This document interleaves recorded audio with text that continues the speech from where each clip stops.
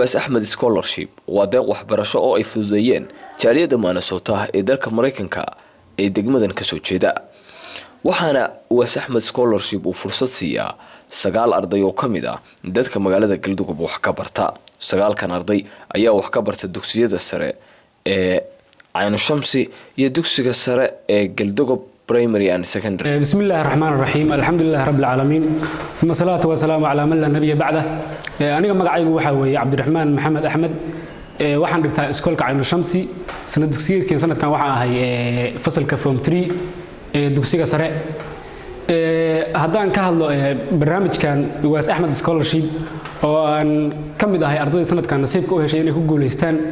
aad iyo aad baan runtii ugu faraxsanahay una soo dhaweynaya waxaan mahadnaq ballaaran u jeedinayaa iyo hambaliyada cid kasta oo barnaamijkan fikrad ama hanti iyo wax walba ku biirisay oo ka qayb qaadatay sheegay inuu ka dhisan yahay magaalada Minnesota ee wadanka Mareykanka aad iyo aad baan ugu mahadnaqayaa runtii barnaamijkan waa markii ugu horeysay oo la bilaabay degmadeennan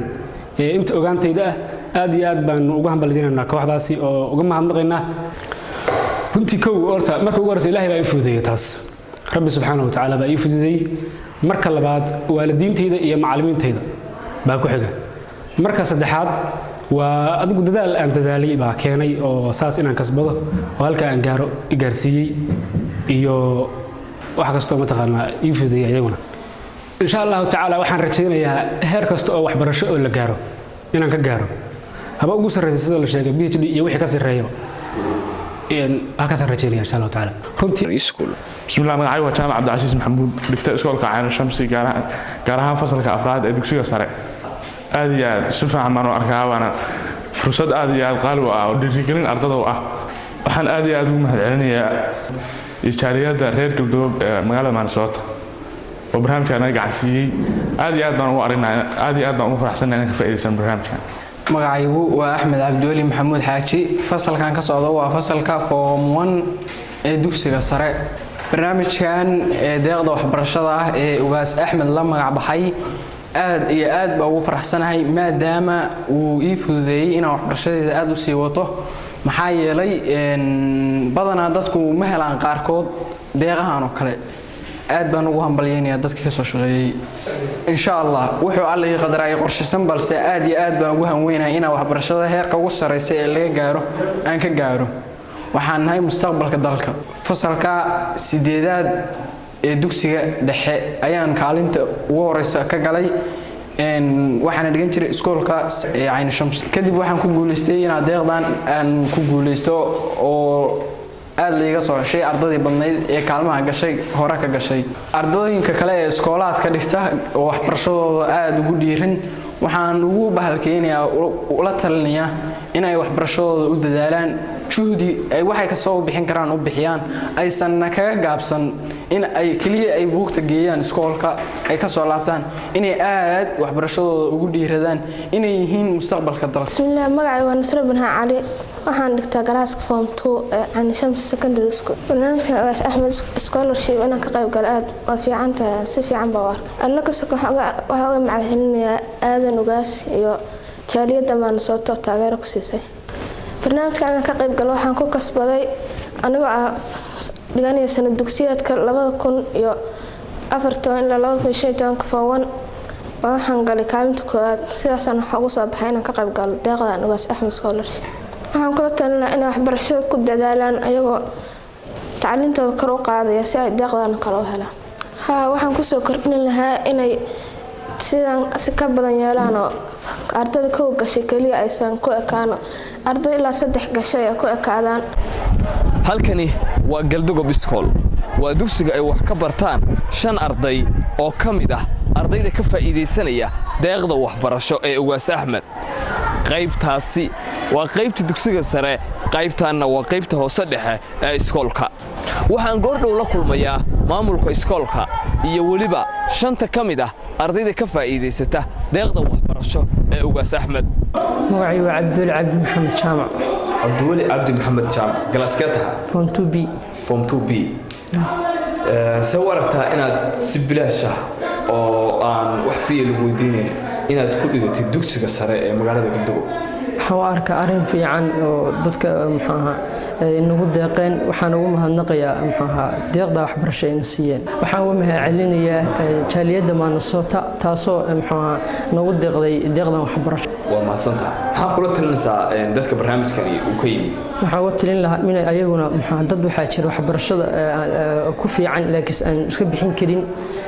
inay inoo sii kordhiyaan ardada eeda gasha ama ardada kaalinta labaad kaalinta saddexaad galana inay muxuu ahaa soo geliyaan barnaamijka nagu soo deeqaan ayaan taas ka codsan lahayn ugu talin lahayn ayagana waxa ugu baran Ilaahay inuu siyaadiyo deeqda waxbarashada siiya Abdullahi Xuseen Maxamed iskoolka dhigata Galdob Secondary School classka Form 1B Form 1B soo aragtaa inaad wax uga baratid si bilaash ah dugsiga kan waxaan u arkaa arrin fiican oo aan nasiibkayga ku helay aad iyo aad baan ugu faraxsanahay waxaan loo fududeyay jaaliyadda Minnesota waa ninka ugu da'da yar ardayda ka qayb galaysa barnaamijka deeqda waxbarasho ee Ugaas Axmed waxa uu dhigtaa galaaska Form 1 ee dugsiga sare ee magaalada Galdogob magacaaga oo saddexan isha Cabdiqaadir Maxamed Cabdiqaadir Maxamed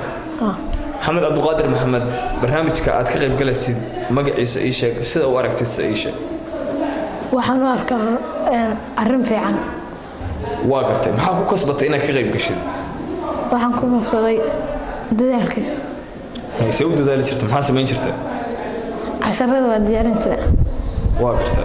saaxiibo yar baan lahaa waa gartay waxaan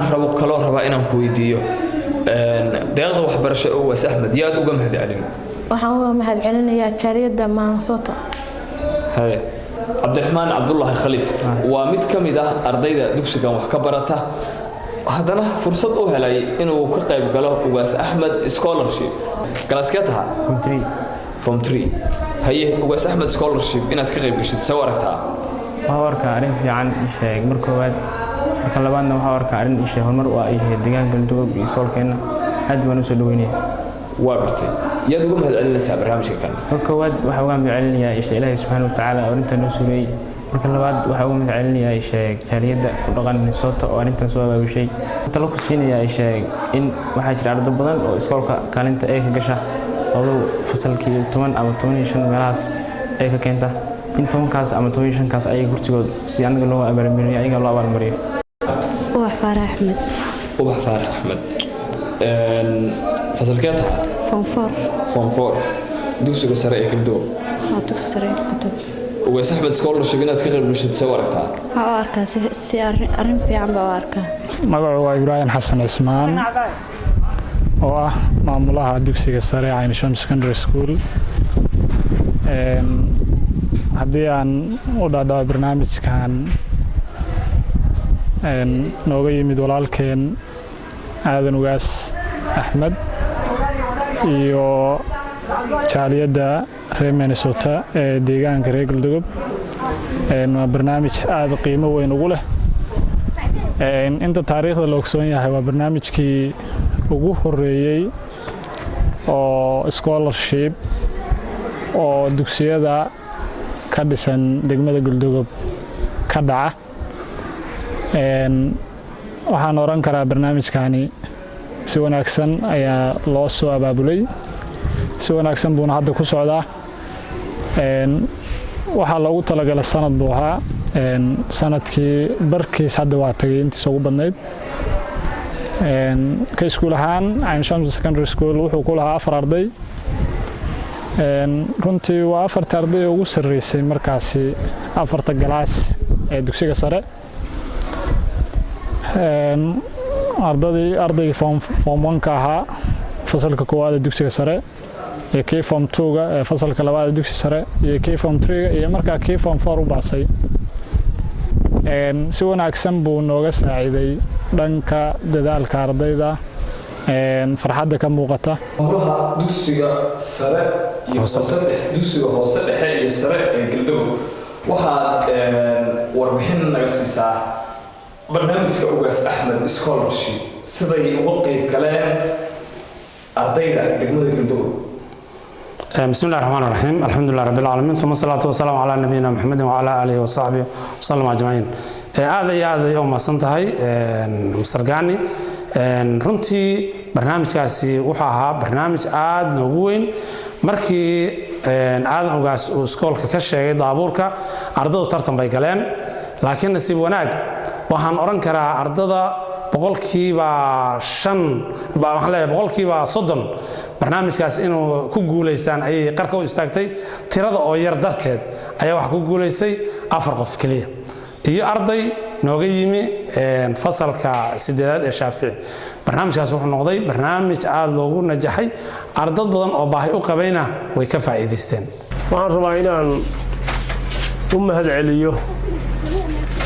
barnaamijka loogu magac daray ugaas Axmed ugaas Maxamed kaasoo ah ardada scholarship-ka uu kalimaha koobaad gashay la siiyo scholarship waa arrin runtii hadda nagu soo biidhay aadna u fiican aan rajaynayna in dad badan ku daydaan scholarship-kaasina uu noqdo mid sanad walba ardada ka baxda lagu dhiirigeliyo oo shahaadooyin lagu siiyo dhaqaalana lagu siiyo si waxbarashadu ay tayo u yeelato ugana faa'iideystaan ardadu inay ku dadaalaan inay bartaan aqoontooda ay laban si ay bulshada inta ka yar iyo inta dambe ay wax siin doonaan ay uga faa'iideystaan mar labaad iyo mar saddexaad waxaan soo dhaweynayaa barnaamijkaas iyo cidii fikradiisa lahayd iyo ku talagalkiisa iyo ka qaybgalayaashiisaba waana mahadsantihiin الرحمن الرحيم الحمد لله رب العالمين والصلاة والسلام على من لا نبي بعده أما بعد waxaan ugu horeyn u mahadcelinayaa Allah subhanahu wa ta'ala suurtageliyay barnaamijkan ugaas Axmed Scholarship Fund inuu hirgalo oo uu gaaro heer kamid ah gabagabadii heerarkiisa bilowga ah runtii barnaamijkan waa barnaamijkan isdhihi karo wuxuu dhiirigelin u yahay dadka ardayda ah ee ku jira saaxada waxbarashada wuxuu dhiirigelin u yahay waalidiinta ardaydooda subax walba ku gubaabiya ciyaalkooda inay dugsiyada iyo iskuulada aadaan magaaladan waxa ka jira sidaad ogtihiin waxbarasho heerar kala duwan ah dugsiyo hoose kuwa sare iyo jaamacado jaamacadahaasi waa kala duwan yihiin fakultiyo kala duwan weeye waxaan rajaynayaa jaaliyadda reer Minnesota ee arrintan dhaqaale ahaan uga qayb qaadatay in ay horumariyaan oo aysan dugsiyada sare iyo dugsiyada hoose dhexe kaliya aysan ku ekaan ay horumar arrinta ka sameeyaan ilaa tartan kala gaarsiiyo jaamacadaha bismillaahir rahmaanir rahiim waxaan halkan aan ku kulansanahay rag mutacalimiin ah iyo rag waaweyn oo waayo aragnimo ku jooga iyo rag arday ah oo waxbarasho u jooga inay si qayb libaax uga qaataan arrimahaas halka lagu soo diyaariyay muddana laga soo shaqaynayay oo isku xireysay dhalinyarada joogta Minnesota iyo mid joogta Galdogob ama waxa weeyaan arrintaas waa farax gelinaysa aad baan u waafaqsanahay marra waaxid aad baan u waafaqsanahay waxaan ilaah ka rajaynaynaa iyaga oo meelo wada sare jooga inaanu haddana ku kulanno baan ilaah ka rajaynaynaa bismillaahir rahmaanir rahiim aniga oo ah Cabdiraxmaan Muuse Warsame ka mid ah mas'uuliyiinta barnaamijkan ugaas Axmed Scholarship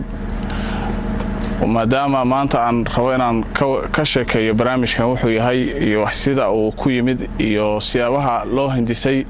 iyo cidda barnaamijkan maanta daadihiraysa aniga haddaan ka warramo barnaamijkan wuxuu ku yimid Aadam Axmed Ugaas oo nala jooga degmada Galdogob ayaa wuxuu yiri waxaan rabaa inaan sanadkan soo socda 2015